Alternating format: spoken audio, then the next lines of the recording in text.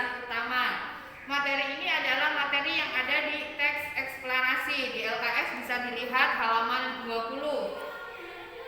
Kita mulai dari pengertian huruf. Apa yang dinamakan huruf? Huruf adalah huruf-huruf yang ada di dalam bahasa Indonesia. Ada 26 huruf A sampai Z. Ketika huruf-huruf itu digandeng, dia akan membentuk yang namanya kata. Kata adalah huruf yang digandeng dan memiliki makna. Sudah ya.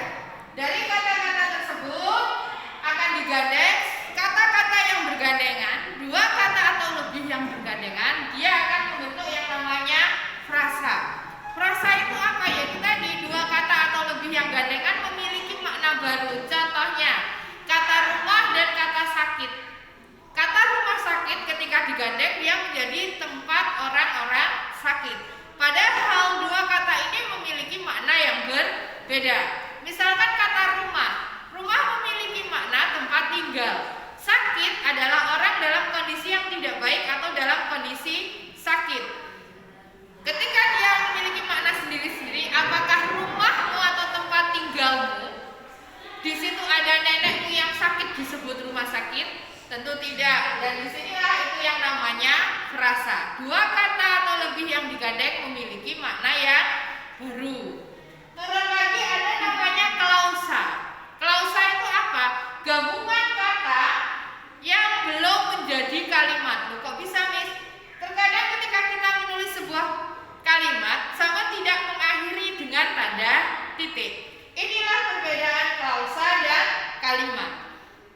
Klausa hanya ditandai dengan tanda koma, sedangkan untuk kalimat wajib ditandai dengan tanda titik. Ketika satu kalimat sudah ada titiknya, misalkan kalimat sederhana saja, saya makan titik, berarti dia sudah bernilai 1 kalimat. Tetapi kalau di sini saya menuliskan saya makan, koma, sampai enter di bawahnya. Saya minum, koma, enter lagi bawahnya. Berarti di situ masih berupa klausa atau kalimat yang belum sempurna. Next, turun ke bawah. Ada namanya paragraf. Paragraf itu apa? Paragraf adalah gabungan dari kalimat-kalimat. Gabungan dari kalimat seperti apa? Ada kalimat 1, 2, 3, 4, berarti ada 4 titik. Yang digandeng menjadi 1, dia akan membentuk yang namanya paragraf. Apakah paragraf selalu beralinea? Tidak. Paragraf tidak selalu beralinea. Tetapi di dalam sebuah paragraf pasti memiliki kalimat utama dan juga gagasan pokok. Oke. Sekarang turun lagi, paragraf itu ada banyak. Di situ minimal ada 2 paragraf. Berarti dia akan membentuk yang namanya wacana atau teks. Oke, sekarang saya pindah di sini. Ada yang namanya hidup pokok, gagasan utama, pikiran pokok. Ini paragraf gagasan pokok.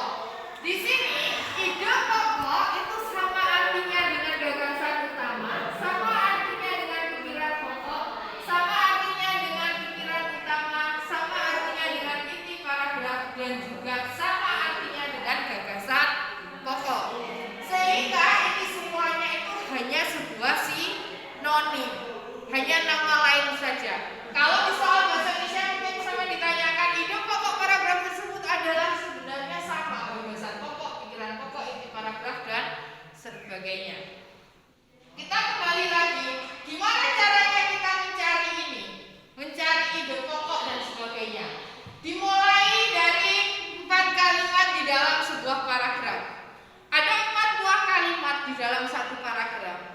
Tentu akan ada yang namanya kalimat utama atau kalimat yang paling penting. Ketika kalimat yang paling penting ada di awal, dia namanya deduksi atau awal atau deduktif. Kalau dia di tengah namanya ineratif, kalau dia di akhir namanya induktif atau akhir. Sehingga di sini kita bisa menemukan kira-kira ide pokoknya ada di mana. Oke, sekarang kita langsung ini sama jeda ya. Kita langsung di contoh soal. Coba dilihat di LKS halaman 21 ada teks dengan judul Gunung Meletus. Coba dilihat paragraf 1. Gunung api yang masih berstatus aktif mengalami siklus memuntahkan material dari dalam bumi. Peristiwa tersebut disebut dengan erupsi atau gunung meletus. Gunung meletus akan mengalami proses yang berkaitan dan berurutan antara satu tahap dengan tahap lainnya. Proses terjadinya gunung meletus sebenarnya dapat dipelajari dalam ilmu pengetahuan. Coba dilihat. Kalimat 1, kalimat 2, kalimat ketiga, dan kalimat keempat. Kalimat yang paling penting ada di kalimat pertama, sehingga dia disebut deduktif. Kenapa di kalimat pertama? Karena di kalimat kedua ada kata tersebut. Peristiwa tersebut disebut dengan ada kata tersebut. Kata tersebut kembali kemana? Kembali ke gunung api yang masih berstatus aktif. Peristiwa gunung api yang masih berstatus aktif disebut dengan erupsi atau gunung meletus. Sehingga kalimat utamanya ada di kalimat pertama. Kalimat pertama kan panjang. Gunung api yang masih berstatus aktif mengalami siklus memuntahkan material dari dalam bumi. Kalimatnya panjang. Untuk menjadi sebuah ide pokok atau gagasan utama, kalimat tersebut harus kita sederhanakan menjadi kalimat yang pendek saja. Bisa kita sederhanakan dengan gunung api yang aktif memuntahkan material dari dalam bumi. Boleh seperti itu. Sehingga itulah yang disebut sebagai ide pokoknya.